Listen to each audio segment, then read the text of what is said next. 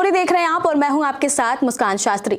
SIR के इतने विरोध के बाद भी इलेक्शन कमीशन ने अपना प्रक्रिया पूरा किया, यानी कि एसआईआर की जो प्रक्रिया थी वो पूरी हो गई और 1 तारीख को पहली ड्राफ्ट भी जारी कर दी गई।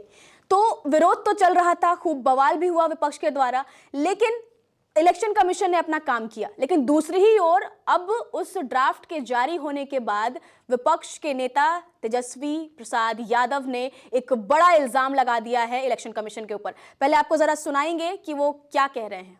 यही है ना मेरा, ये एप्लीकेशन है, मेरा भी नहीं है। हम चुनाव कैसे लड़ेंगे? अभी तो देखिए, ये चुनाव आयोग का एप्लीकेशन है और मेरा ईपीआईसी नंबर हमने इसमें डाला है।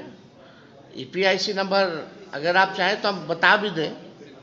तो सुना आपने, तेजस्वी यादव ने सीधे सीधे ये कह दिया है कि उनका नाम वोटर लिस्ट से हटा दिया गया है। वो चुनाव कैसे लड़ेंगे अब और वो कैसे वोट देंगे?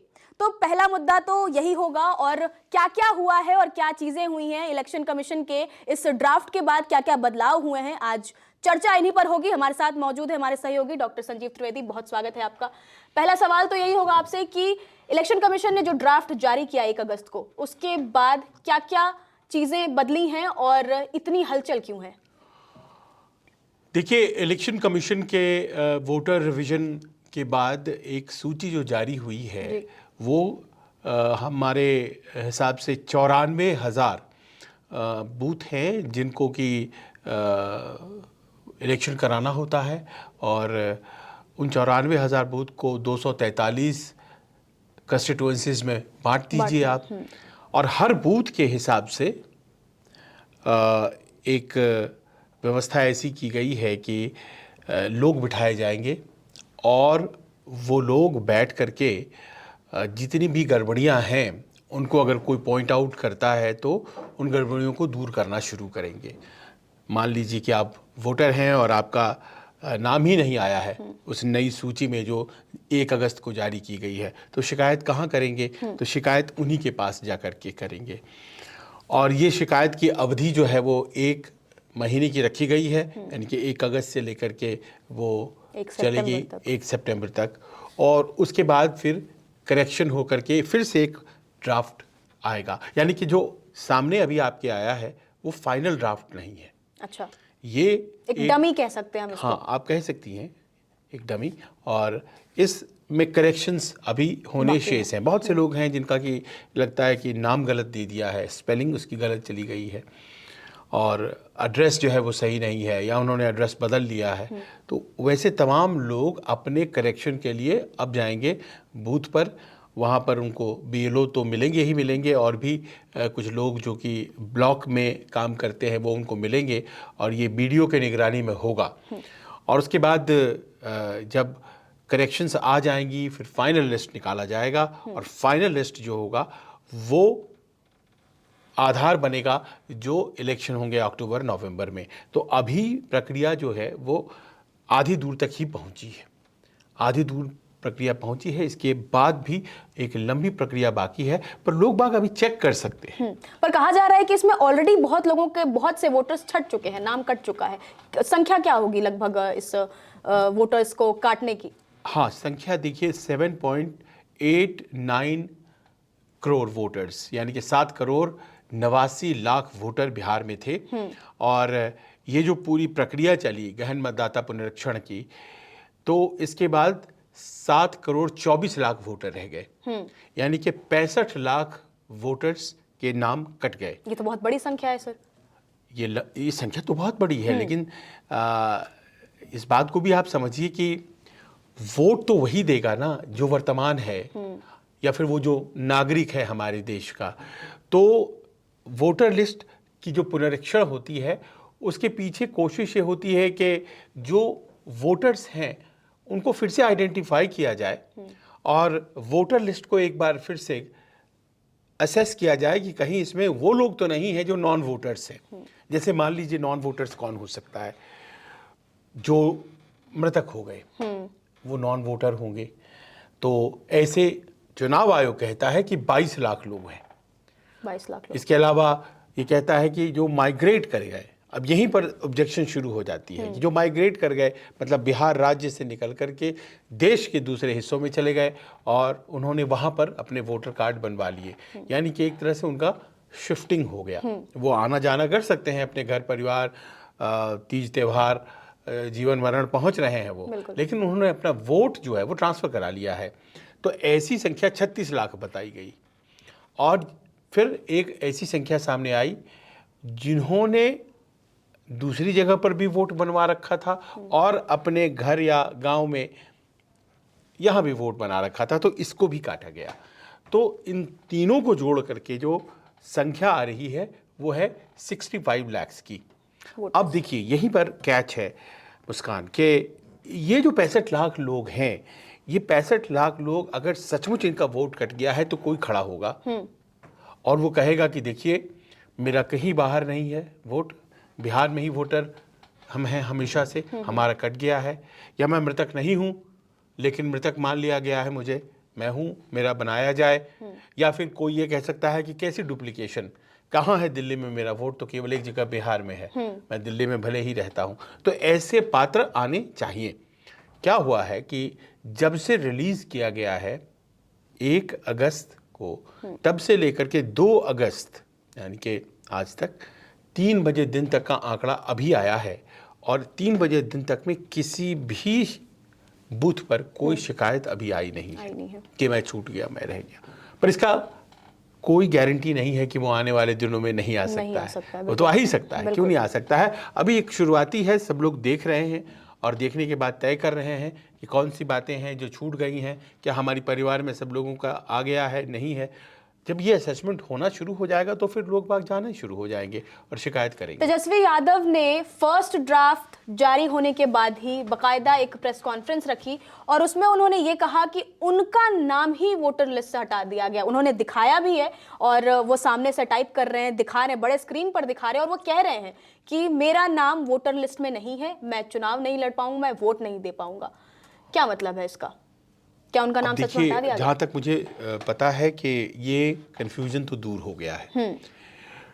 तेजस्वी यादव और लालू जी का परिवार जो है वो दरअसल अपने सारे पते जो है वो अभी भी वेटरनरी कॉलेज के लिखवाता है। वेटरनरी कॉलेज में लालू जी अपने शुरुआती दिनों में रहा करते थे, जब वो नेता नहीं थे, अपने भाई के पास पटना आए थे पढ़ाई के लिए। तो उस वक्त उनके भाई वेटरनरी कॉलेज में काम करते थे और वेटरनरी कॉलेज पटना का जो है वहीं वो लोग रहा करते थे।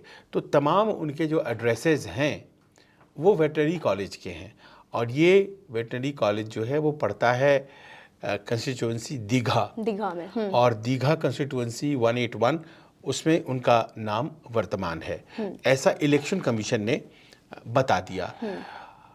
एक और बात बताई कि आप जो ईपिक नंबर टाइप कर रहे थे, तो हर मतदाता पहचान पत्र पर एक ईपिक नंबर होता है, EPIC नंबर। तो ईपिक नंबर आप डालती हैं जब फॉर्मेट में, तो आपका कार्ड खुलकर सामने आ जाता है। तो संभवतः तेजस्वी गलत ईपिक नंबर डाल रहे थे। हालांकि उन्होंने कहा कि यही ईपिक नंबर हमारा है, लेकिन चुनाव आयोग ने ये साबित किया कि ये ईपिक नंबर उनका नहीं था, बल्कि दूसरा ईपिक नंबर था जो उनके पास से न केवल 2024 के चुनाव में है, बल्कि 2020 के भी चुनाव में भी वही ईपिक नंबर था और 2015 में भी वही ईपिक नंबर था। ईपिक नंबर ही दरअसल वोटर आइडेंटिटी कार्ड की जान होती है, वो उसकी आत्मा होती है, क्योंकि अदरवाइज तो फिर वो एक कार्ड है, लेकिन वो जो नंबर है वो नंबर ही तो आपको कहीं प्लेस करता है कि आप फलां हैं।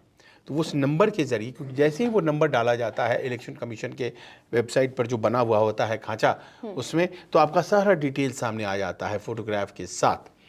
तो वो डाला गया तो वो वोटर दीघा के निकले हैं। तो ये मामला तो करीब करीब शांत हो गया है, पर ये ठीक है, मतलब ऐसे कन्फ्यूजन हो सकते हैं, इसमें कहीं कोई राजनीतिक बात नहीं देखनी चाहिए। इलेक्शन कमीशन ने तुरंत से ही, हालांकि तेजस्वी यादव ने जब ये बात कही और प्रेस कॉन्फ्रेंस में ये बातें सामने आई कि अब वो वोटर नहीं है, वो वोट नहीं दे पाएंगे, उसके कुछ ही समय बाद इलेक्शन कमीशन ने एक सूची दी और जिसमें बाकायदा तेजस्वी यादव का नाम दिख रहा है, वो दिख रहा है कि वो उसमें वोटर है, तो तेजस्वी यादव ने क्या जांच पड़ताल नहीं की या फिर एक राजनीतिक तरीके से इसको अलग एंगल देने का उनका मकसद था? उन्होंने अचानक से मतलब इतनी बड़ी प्रेस कॉन्फ्रेंस रख दी और इतनी बड़ी बात कह दी, हालांकि वो नेता भी हैं और एक वोटर भी हैं, तब भी उन्होंने बिना जांच के इतनी बड़ी बात कह दी और ये कंफ्यूजन, तो कहीं ये भारी नहीं पड़ इस पे, इससे तो तेजस्वी पर ही सवाल उठ गए। देखिए, ये प्रश्न तो है सामने कि अगर तेजस्वी यादव ऑब्जेक्शंस रेज कर रहे हैं तो वो जो ऑब्जेक्शंस हैं वो पुख्ता होने होंगे, बिल्कुल, और उसके लिए उसके साथ उन्हें तथ्यात्मक सबूत भी देना होगा। उनका ये कहना है कि प्रेस कॉन्फ्रेंस ऑनलाइन चल रहा था और इसीलिए चुनाव आयोग को ये मौका मिल गया, लाइव टेलीकास्ट था, उन्होंने तुरंत करेक्ट कर लिया। पर ईपिक नंबर वो बोल रहे हैं, बिल्कुल, वो और हम लोग बता सुन रहे हैं। वो जो ईपिक नंबर बोल रहे हैं एग्जैक्टली वो ईपिक नंबर उनका नहीं है, और कोई दूसरा ईपिक नंबर है जो कि उनके पास 2024 में भी था, 2020 में भी था और 2015 में भी था। उस ईपिक नंबर के हिसाब से उसका वोटर कार्ड बना हुआ है। तो क्या 2 ईपिक नंबर हैं तेजस्वी यादव के पास? तो अब ये एक नया सवाल खड़ा हो गया है कि 2 ईपिक नंबर तो कहीं नहीं है, और फिर इसकी जांच की ज़रूरत है क्या? क्या अब 2 पहचान पत्र हैं, 2 मतदाता पहचान पत्र बना रखे हैं तेजस्वी यादव ने? तो इस तरह की बातें सामने आ गई हैं, लेकिन चुनाव आयोग तो आप जानती हैं ज़रूरत से ज़्यादा सतर्क रहा होगा। उसे तो ये लग रहा होगा कि कहीं में अगर पकड़ा गया तो फिर तो हमें एकदम सूली पर चढ़ा दिया जाएगा, क्योंकि तमाम लोग तैयार हैं। राहुल गांधी तो एटम बम चलाने वाले हैं, तो वो तो दिन रात तैयार होंगे और उनको होना भी चाहिए। बिल्कुल, ये नेताओं की जो भूमिका है मैं समझता हूँ बिल्कुल सही है कि उन्होंने चुनाव आयोग को एकदम कायदे पर रखा है कि भाई आपका जो काम है आप वो करिए, गड़बड़ी नहीं होनी चाहिए। गड़बड़ी होगी तो प्रश्न उठेगा, क्योंकि आप जिस चीज़ को हैंडल करते हैं वो बहुत ही सेंसिटिव चीज़ है और आप उसमें ज़रा भी कोताही करेंगे तो बहुत बड़ा नुकसान हो सकता है। लिहाजा वो तो सतर्क हैं, पर हाँ ये ज़रूर है कि तेजस्वी के लिए ये एपिसोड बहुत अच्छा एपिसोड साबित नहीं हुआ। इलेक्शन कमीशन ने लगातार अभी तक जितना भी काम किया है उसको लेकर गलत तो साबित, कहीं कोई कंप्लेन नहीं आई है लोगों की तरफ से भी और जो भी, लेकिन विपक्ष अभी भी लगातार हमलावर है और तेजस्वी यादव ने तो खैर कह ही दिया कि उनका नाम ही हटा दिया गया है। तो ये हमलावर अब तक क्यों है? अब तक तो कोई गलती सामने आई नहीं। हाँ, देखिए ना, ये बात तो सही है कि इलेक्शन कमीशन के खिलाफ या ये पूरी प्रक्रिया विशेष के खिलाफ पहले पटना के विधानसभा में भी चर्चा चाहते थे, फिर आपको याद होगा लगातार सदन बाधित होता रहा, यहाँ लोकसभा में भी चर्चा चाहते थे, चर्चा नहीं हो पाई। सदन के बाहर प्रदर्शन भी हुआ, काफी विरोध हुआ, बहुत हुआ। वो तस्वीरें बहुत ही हर रोज हम लोग देखा करते थे, बड़ी जीवंत हल्ला बोल की तस्वीरें हैं। पर जैसे अंग्रेजी में कहावत है, the proof of the pudding is in the eating. अगर मान लीजिए कोई गड़बड़ी नहीं निकलती है फिर क्या होगा? ये सबसे बड़ा सवाल है। बिल्कुल, अगर चुनाव आयोग के प्रक्रिया में गड़बड़ी नहीं निकलती है तब विपक्ष का क्या होगा? या फिर बहुत माइनर गड़बड़ियां निकलती हैं, तो फिर आप किस बात को लेकर के पहले से ही बहुत ज़्यादा वर्कड अप हो गए थे? आप कोई इलेक्शन का पॉइंट बनाना चाहते थे क्या? ये प्रश्न आ जाएगा। लिहाजा गड़बड़ी ना हो, बहुत अच्छी बात है। अगर गड़बड़ी है तो उसको बाकायदा प्रोटेस्ट करना उसके बारे में ये भी जायज़ है, लेकिन उसका कोई पॉलिटिकल पॉइंट अगर बनाएंगे तो जनता में ये संदेश खराब जाएगा कि एक अच्छा प्रयास हो रहा था। आखिरकार कोई व्यक्ति अगर मृतक है तो उसका वोट कटेगा, बिल्कुल कटेगा। कोई व्यक्ति अगर वो नहीं रहता है तो उसका वोट कटेगा, या फिर कोई व्यक्ति अगर 2 जगहों पर बना रखा है तो उसका वोट कटेगा। एक पॉइंट पर तेजस्वी यादव और बाकी लोग सही हैं कि जब वोट कटता है, किसी का मान लीजिए वोट काटना है आपको, तो ये काम जो है ये बीएलओ नहीं कर सकता है। बीएलओ तो सबसे ग्राउंड लेवल ऑफिसर है ना, बूथ लेवल ऑफिसर उसको बोलते हैं। वो कैसे कह दे सकता है कि इनका नाम काट दो? ये प्रक्रिया के तहत होता है। तो यहाँ पर विपक्षी दल तेजस्वी यादव सहित बाकी लोगों का ये कहना बिल्कुल सही है कि नाम को डिलीट करने का अधिकार बीएलओ के पास नहीं है, वो इलेक्शन कमीशन के पास है। और ये बहुत बड़ी बात है कि आप किसी का नाम डिलीट कर रहे हैं, पर अगर बीएलओ ये सारे सबूत इलेक्शन कमीशन को देता है कि ये फला व्यक्ति पिछले 3 बार से वोट नहीं कर रहे हैं, ये है ही नहीं यहाँ पर, और ये इनका डेथ सर्टिफिकेट है, तो क्या उसे डिलीट किया जा सकता है? अभी भी संशय है, क्योंकि फिर इलेक्शन कमीशन अपने लेवल पे इंक्वायरी करके उसको एसर्टेन करेगा कि हाँ ये सचमुच में मृतक हो चुका है। किसी दूसरे का भी तो सर्टिफिकेट दे दिया जा सकता है, फर्जी बना करके पहुंचा दिया जा सकता है। तो उसको डील करने की एक प्रक्रिया है। और सुप्रीम कोर्ट ने एक फैसला दिया था लाल बाबू हुसैन केस में, जिसमें उन्होंने कहा था कि डिलीशन जो है वो एक ऐसी प्रक्रिया होगी जो जब तक उस आदमी के नॉलेज में नहीं होगा जिसका नाम डिलीट या ट्रांसफर हो रहा है, तब तक ये नहीं की जा सकती है। तो मान लीजिए कि कोई आदमी बेंगलोर में है, आपने उसका यहाँ नाम डिलीट कर दिया, तो ये तो नहीं हो सकता है। तो इस कारण से जब कोर्ट में मामला जाएगा तो इस पर हो सकती है कि चर्चा हो, लेकिन कोर्ट ये पूछेगा ज़रूर कि ये बताइए कि कोई ऐसा व्यक्ति है क्या जिसने बाकायदा वोट दिया हो पहले और उसका नाम कट गया हो। और अगर ऐसा नहीं है तो फिर ये क्या है, ये तो फिर नुकसानदेह है, करने का कोई मतलब नहीं रह जाता। लिहाजा इतना विरोध में आगे बढ़ने के पहले एसर्टेन करना बहुत ज़रूरी हो गया था। और इसीलिए बार बार अब हंसी का पात्र लोग न बने, इसीलिए लोग कह रहे हैं कि तेजस्वी थोड़े सतर्क हो जाएं पहले, राहुल गांधी थोड़े सतर्क हो जाएं पहले। अब इसी पर राहुल गांधी भी लगातार विरोध तो कर ही रहे हैं, विपक्ष लगातार विरोध कर रहा था और राहुल गांधी भी काफी गुस्से में अब नजर आ रहा है। जैसे जैसे चुनाव नजदीक आ रहा है और ये फर्स्ट ड्राफ्ट आने के बाद भी राहुल गांधी एकदम गुस्से और धमकी भरे मोड में कह रहे हैं कि वो एटम बम फोड़ने वाले, कोई एटम बम की बात कर रहे हैं, कोई तो बम फोड़ने वाले हैं, वो 5 अगस्त की बात कर रहे हो। क्या एटम बम की बात कर रहे हैं, ऐसा क्या है उनके पास? आप दर्शकों को सुनवा ही दीजिए। बिल्कुल, पहले आपको सुनाएंगे कि राहुल गांधी गुस्से और धमकी भरे मोड में क्या कहने की कोशिश कर रहे हैं। तो हमने अपना ही इन्वेस्टिगेशन करवाया, उसमें 6 महीने लगे और जो हमें मिला है वो एटम बम है।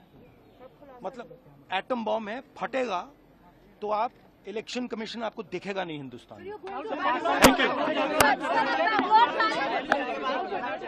अच्छा, एक और बात जो सबसे जरूरी बात है, और मैं ये बड़ी सीरियसली बोल रहा हूं, जो भी ये काम कर रहे हैं, ठीक है, इलेक्शन कमीशन में जो भी ये काम कर रहे हैं, right from the top to the bottom, आप एक बात याद रखिए, आपको हम छोड़ेंगे नहीं, कुछ भी हो जाए हम छोड़ेंगे नहीं आपको, क्योंकि आप हिंदुस्तान के खिलाफ काम कर रहे हो।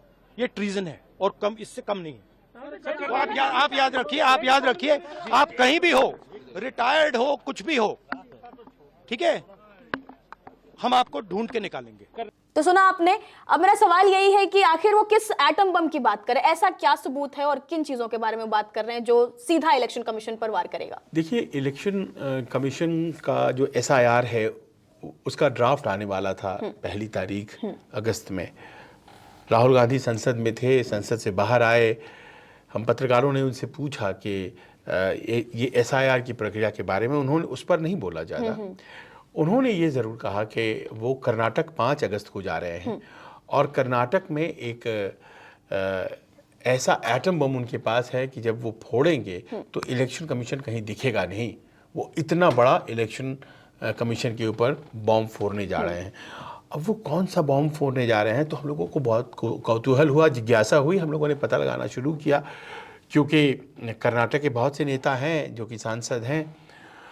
तो पता ये चला कि राहुल गांधी महाराष्ट्र और हरियाणा, इन 2 चुनाव में जहां जहां हार हुई, लग रहा था कि जीत जाएंगे, लेकिन हार हो गई महागठबंधन की, कांग्रेस की। तो इन जगहों पर इलेक्शन कमीशन से मांगने के लिए गए कि आप हमें वोटर लिस्ट दे दीजिए, डिजिटल। इलेक्शन कमीशन ने नहीं दिया। फिर उन्होंने कर्नाटक में जब चुनाव हुए तो वो विधानसभा चुनाव तो वहाँ जीत चुके थे, लोकसभा चुनाव हार गए, तो उन्हें शक हुआ। फिर उन्होंने क्या कहा कि देखो, ये लोग हमें डिजिटल फॉर्मेट तो दे नहीं रहे हैं, फिजिकल फॉर्मेट दे रहे हैं, इतना कागज़ दे रहे हैं जिसमें कि 20 लाख मतदाता या 18 लाख मतदाता जितने भी उनके नाम लिखे हैं। तो एक एक करके उन्होंने तमाम मतदाताओं के नाम जो हैं लिखवा करके और एक PDF अपना तैयार कराया। 6 महीने लगे उनको ये करने में। और उसके बाद जो एनालिसिस हुई है, उस एनालिसिस में जो फाइंडिंग्स हैं उनकी, उसके आधार पर वो कह रहे हैं कि हमारे पास एक ऐसा एटम बॉम्ब हासिल हो गया है। क्लिंचिंग एविडेंस, वो ये कह रहे हैं 100%, बार बार वो कह रहे हैं, इससे बचने का कोई रास्ता ही नहीं है। अब कुछ लोग तरह तरह की बातें कह रहे हैं, कुछ लोग कह रहे हैं कि सेम नाम, सेम चेहरे, सेम पिता का नाम, एक ही कंस्टिट्यूंसी में 3 जगहों पर वोट करते हैं। जनरली अपनी बात बात कही जा रही है। और इस तरह से वो एक आदमी 3 वोट बन जाता है, एक आदमी 5 वोट बन जाता है, और ऐसे मान लीजिए अगर 1000 व्यक्ति हैं तो 5000 वोट हो गया। बिल्कुल। तो कुछ इस तरह का उन्होंने डिस्कवर कर लिया है कि वो जब पूरा बना है उसके बाद फिर उसमें एक नाम पर कंट्रोल फाइंड आप करिए तो कहाँ कहाँ दूसरा उसी तरह का नाम है पता चल सकता है ना। इसी प्रकार का कुछ उन्होंने किया है, और वो बता रहे हैं कि ये एविडेंस ऐसा है कि हिल जाएगा इलेक्शन कमीशन। हम लोगों को भी 5 तारीख का इंतजार है, क्योंकि बिल्कुल। ऐसा है मुस्कान के रक्षाबंधन के बाद से एक नए तरीके से अभियान चलना है। राहुल और तेजस्वी यादव का। उतरेंगे। अगर मान लीजिए कि एसआईआर से बहुत कुछ निकल नहीं पाया है और एटम बॉम्ब उस तरह से धमाका नहीं कर पाता है, तो फिर अभियान किसके खिलाफ होगा? बिल्कुल, ये एक बड़ा सवाल है। अब क्या होगा, मेरा सवाल यही रहेगा कि क्या होगा जब इलेक्शन कमीशन अपने सारे कार्यों में सफल हो जाता है और उनकी जितनी प्रक्रिया है वो सही साबित हो जाती है, तो क्या इससे विपक्ष को चुनावी तरीके से कोई दिक्कत हो सकती है या उस पर असर पड़ सकता है? अमूमन होता यही था कि इलेक्शन कमीशन कभी भी डिबेट का इशू नहीं बनता था। इलेक्शन कमीशन का काम कराना है, वो इलेक्शन करवाते हैं, साइड हट जाते हैं। पर इस बार तो सबसे बड़ा मुद्दा तो तो इस बार तो अब ऐसा लग रहा है कि जैसे कि वही मुद्दा बन गया, बिल्कुल। इलेक्शन कमीशन ही बड़ा मुद्दा हो गया। तो इलेक्शन कमीशन जाहिर है कि अगर वो सत्य साबित होता है तो ये एक जीत होगी उनके लिए, जो इलेक्शन कमीशन से जुड़े हुए लोग हैं या फिर इलेक्शन कमीशन का जो स्टैंड को समर्थन दे रहे थे जैसे सत्ता पक्ष, उनके लिए तो जीत हो जाएगी। वो कहते रहेंगे कि देखिए विपक्ष वाले क्या क्या नहीं कहा करते थे, आज एक चीज़ जो है वो साबित नहीं कर पाए, और ये एक झटके की तरह विपक्ष के लिए होगा। लेकिन अगर मान लीजिए कुछ कमियां निकल जाती हैं, और मत भूलिए कि अभी भी 1 महीना है, बिल्कुल, और 65 लाख वोट कटे हैं। 65 लाख छोटा फिगर नहीं है। तो अगर इतना कुछ है, मामला अदालत में अभी भी लंबित है, 12-13 अगस्त तारीख है, तो इतना कुछ अगर सब कुछ है, इसमें से अगर कुछ निकल आता है बाहर, तो जाहिर है कि ये चुनावी मुद्दा हो जाएगा और विपक्ष को कहीं ना कहीं एक बहुत ज़्यादा ताकत देने वाला मुद्दा सामने आ पर जाएगा। दोनों ही मामले में चांसेस तो 50-50। अगर इलेक्शन कमीशन सफल हो जाती है तो यही चीज़ उल्टी पड़ सकती है, और अगर विपक्ष की तरफ से जो चीज़ें खामियां जो वो कह रहे हैं और वो निकल जाता है, तो ये इलेक्शन विपक्ष की तरफ से बहुत बड़ा एक मुद्दा बन जाएगा और वो कहीं ना कहीं जीत की और थोड़ा एक कदम और बढ़ जाएंगे। बिल्कुल बिल्कुल, क्योंकि अनलाइक अर्लियर टाइम्स इस बार तो चुनाव आयोग अपने आप में मुद्दा है। बिल्कुल। तो चुनाव आयोग अगर सही साबित होता है तो विपक्षी दलों के लिए बिहार में बड़ी दिक्कत हो जाएगी कि आप खामखा परेशान कर रहे हैं। और अगर चुनाव आयोग में गलतियां ढूंढ लेते हैं लोग, तो उनका जो पॉलिटिकल एक अभी इस वक्त प्लेटफॉर्म है वो और ज़्यादा बड़ा और मजबूत हो जाता है, और बहुत आसानी से लोगों को वो जाके कह पाएंगे कि देखा हम कहते थे ना, अब देखिए क्या हुआ, ये चोरी करके इलेक्शन जीतते हैं। और एक शब्द भी कॉइन किया गया है, उसका नाम है वोट चोरी। वोट चोरी, लगातार विपक्ष यही इल्जाम लगा रहा है। और 5 तारीख को जब राहुल गांधी वहां से बोलेंगे वोट चोरी, तो उसका मीनिंग समझाया जाएगा और फिर इस अभियान को पूरे देश में लेके जाया जाएगा, क्योंकि ये एसआईआर केवल बिहार के लिए नहीं है। बिल्कुल, ये बंगाल में तैयारियां आने वाले शुरू हो चुनाव गई में हैं, भी वहाँ भी होना है। तो अब बात यहीं पे आके टिक गई है कि आखिरकार गलती है या नहीं है, और गलती है तो वो क्या इंटेंशनल है, जानबूझकर की गई है, या फिर बहुत ही सामान्य तरीके से वो गलतियां जैसे हम और आप कर सकते हैं उस तरह की गलती तो नहीं है, क्योंकि आप उसको ही अगर बहुत बड़ा बनाने लगेंगे तो भी आपका हल्कापन नजर आ जाएगा। बिल्कुल। तो कहीं ना कहीं बीच में खड़ी है इलेक्शन कमीशन और ऑपोजिशन पार्टी, और हमें देखना है कि पलड़ा किसका भारी होता है। बहुत बहुत धन्यवाद तमाम जानकारी के लिए। तो एक तरफ आप देख रहे हैं कि बहुत बड़ा चुनावी मुद्दा बन गया है इलेक्शन कमीशन, और दूसरी तरफ राहुल गांधी ने भी बड़े जोश में और बड़े धमकी भरे अंदाज में ये कह दिया है कि 5 तारीख को एटम बम फूटने वाला है। तो 5 तारीख का इंतजार तो हम सबको ही है, और उसके बाद क्या कुछ होगा वो आपको बताते रहेंगे। फिलहाल इनसाइड स्टोरी में इतना ही। धन्यवाद।